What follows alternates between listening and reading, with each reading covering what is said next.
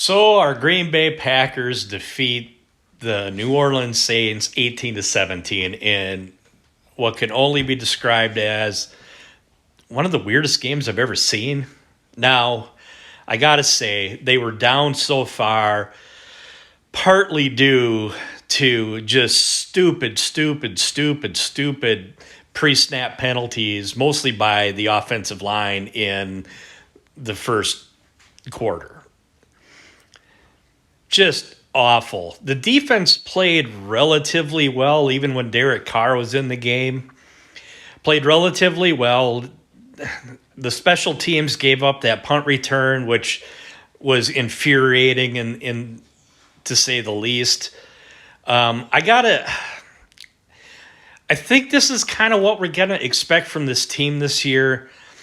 I still don't think Joe Barry is very good, and I just don't think that the Saints are an offensive juggernaut. So I'm not giving Joe Barry any credit today.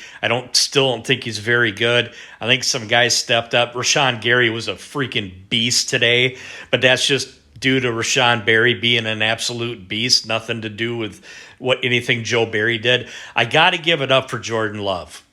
Last week, when the Atlanta Falcons went down and took a lead, he looked awful. And I think some of it might have been play calling, whatever. But today, fourth quarter starts, you're down 17-zip, and he's able to drive the field and score 18 points in the fourth quarter to get the win.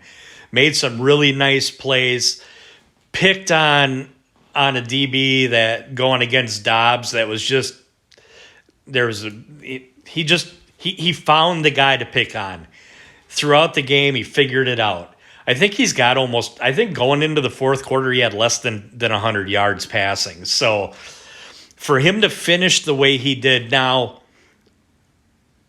the Saints did lose Derek Carr, and you have to ask, would the Saints have at least been able to put some points on the board if they had Derek Carr playing quarterback most of the second half? And you got to think they would have put something on the board.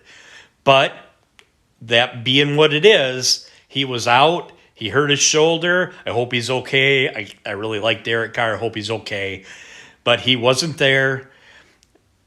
Jordan Love did what Jordan Love needed to do. He made plays. That one rush down the sidelines where the Saints thought he was going out of bounds, and he stayed in bounds and ran down and got a bunch more yards. That was freaking amazing. The kid just showed poise. He showed poise.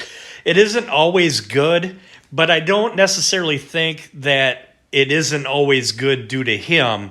I think a lot of it has to do with not having Bakhtiari, not having Elton Jenkins, having Deshaun Watson on the sidelines. Romeo Doubs is the most experienced receiver. Jaden Reed had a big catch there in the fourth quarter on that last drive, that last scoring drive. But, man, these guys are so young. And it reminds me of last year with Watson when Rodgers would put that ball on Watson and he'd drop it. And there's been a lot of drops in these first three games for the Packers. But they're 2-1. They're 2-1. I still don't know how good this football team is. I still think the defense has a lot of question marks. I still want to know why these guys aren't playing. Even that thing with Bakhtiari last week, I don't know. Like, why are we paying this guy all this money if he's on the sidelines 3 out of 4 games? Like, Watson, is he made out of glass? He's always on the injury report. He's always hurt. It's always non-contact hamstring injury.